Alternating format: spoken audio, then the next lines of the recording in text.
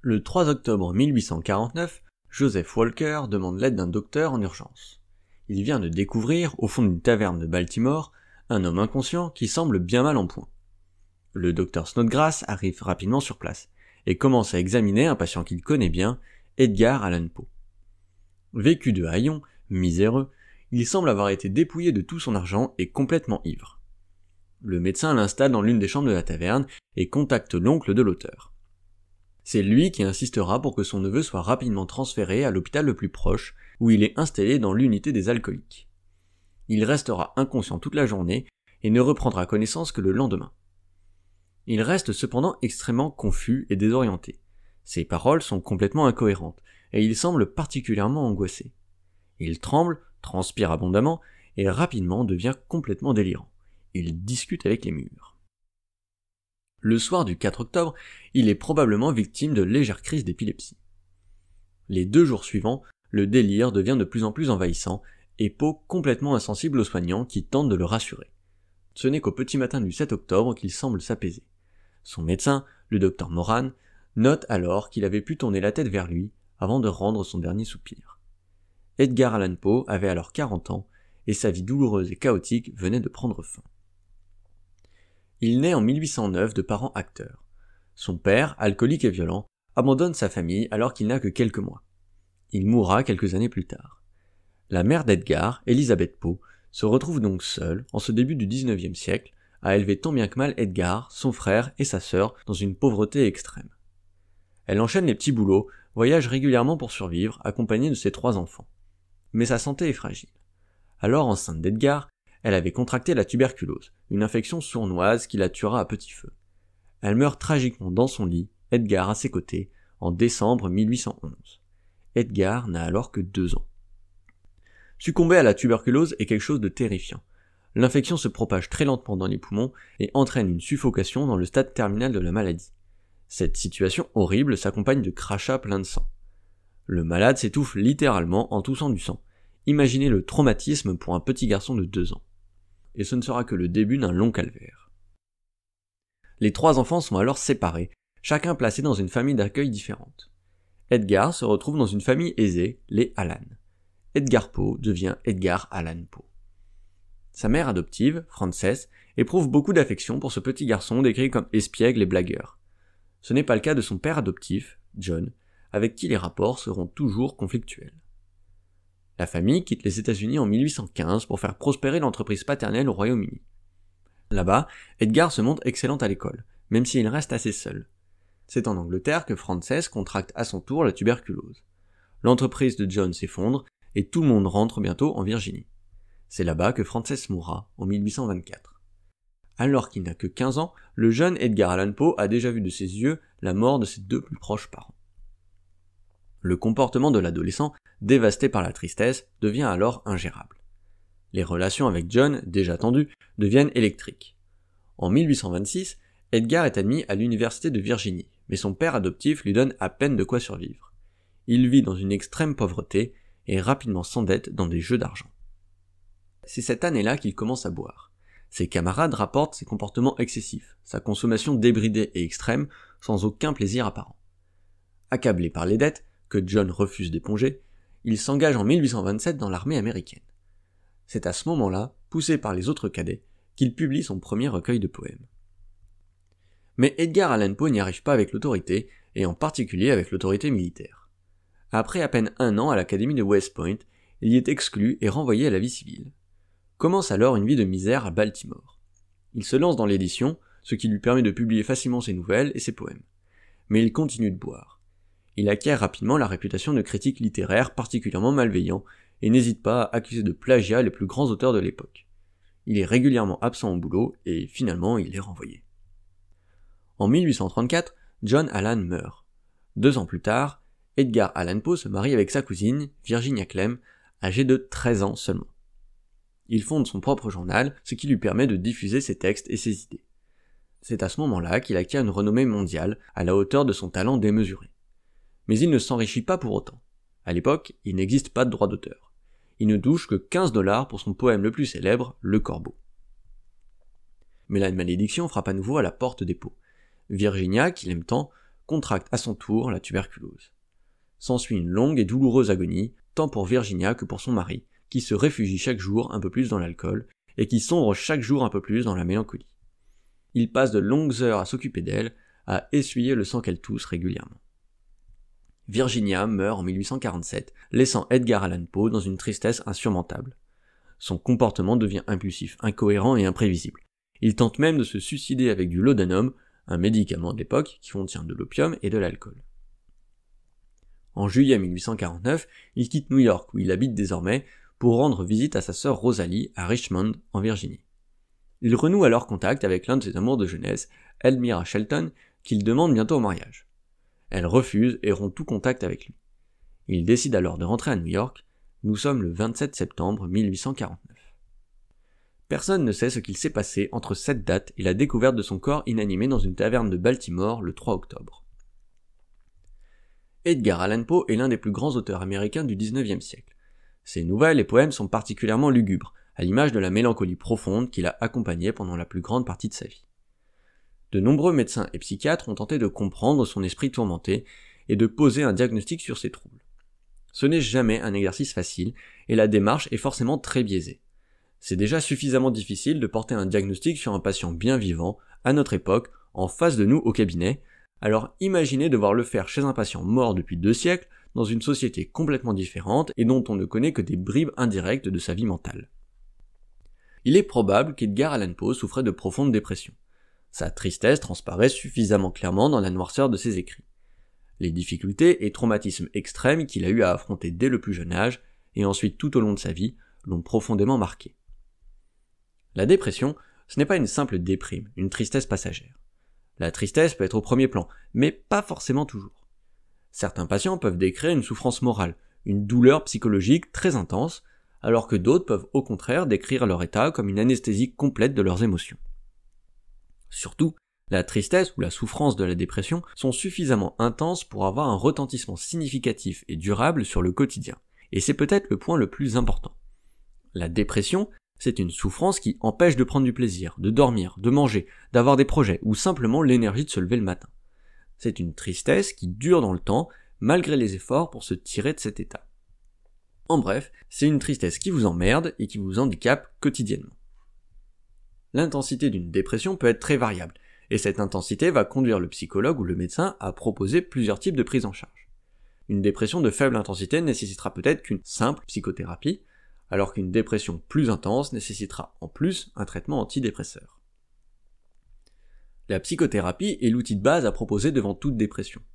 Qu'importe l'orientation du professionnel qui la pratique, que ce soit une psychanalyse, une TCC, une thérapie des schémas et bien d'autres, son but est de comprendre l'origine de la dépression, quels sont les événements et les pensées qui la nourrissent, et quelles sont les choses à transformer ou à mettre en place pour se sortir de cet état.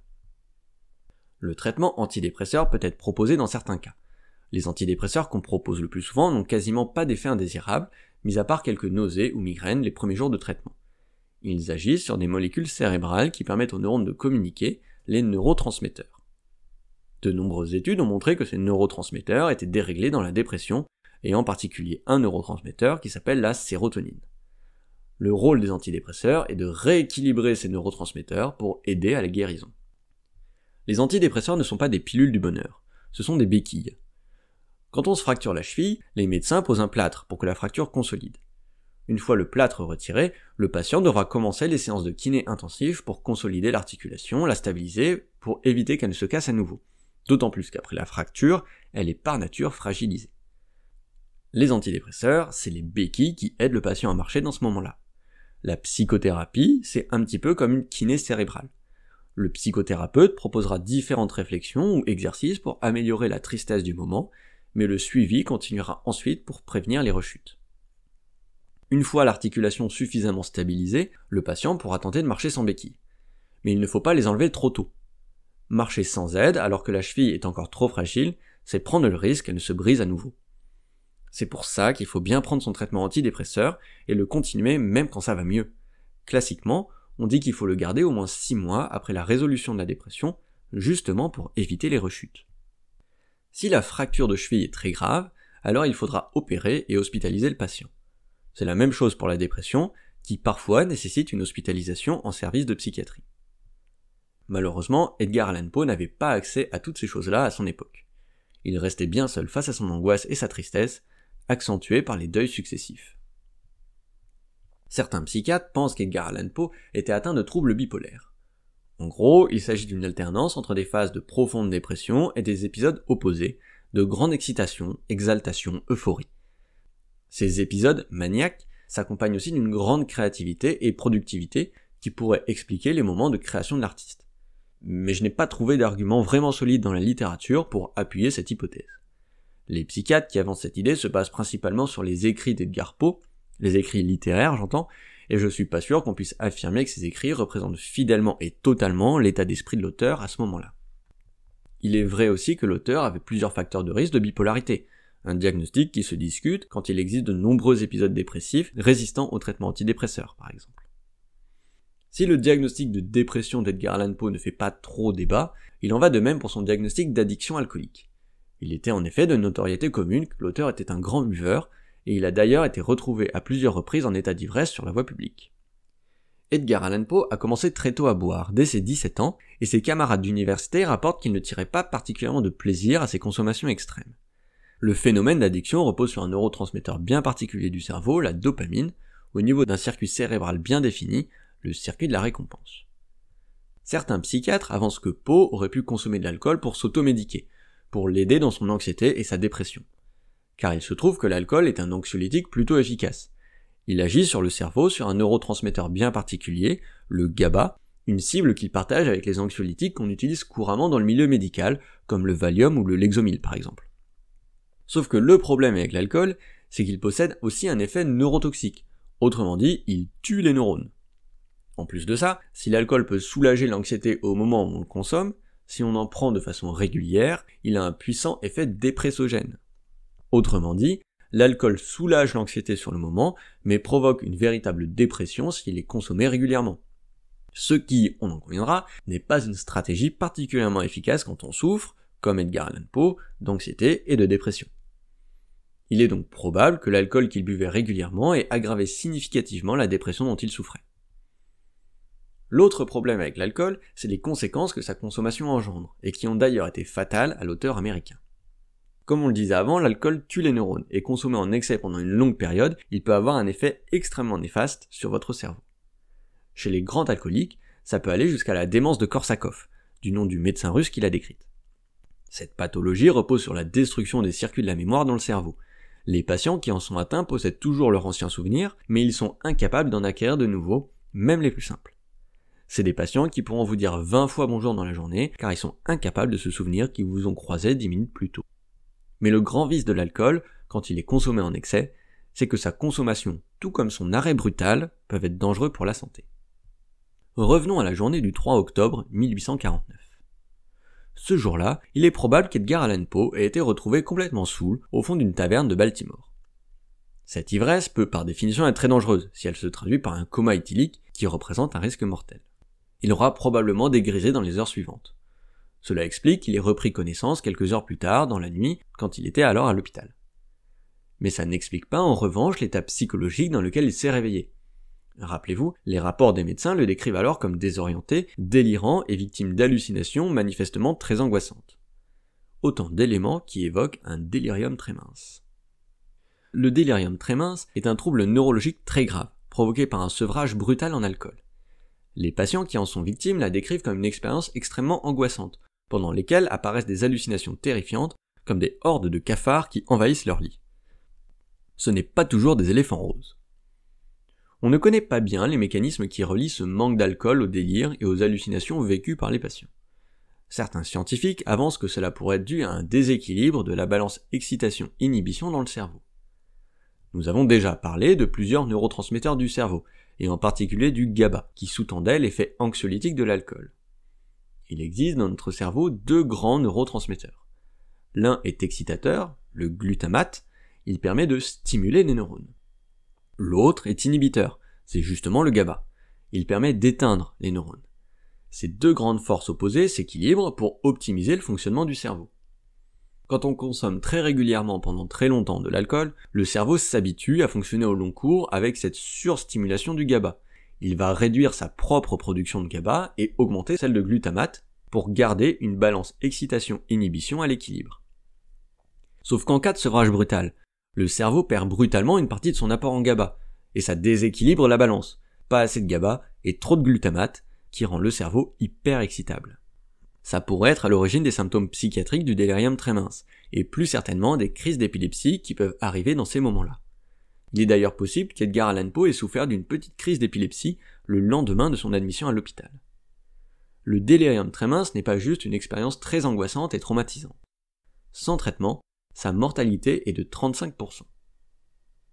De nos jours, la prise en charge du délirium tremens repose principalement sur l'administration d'anxiolytiques qui vont mimer l'action de l'alcool sur le GABA cérébral et rétablir la balance excitation-inhibition. On traite aussi l'état de profonde déshydratation très fréquente dans ces situations.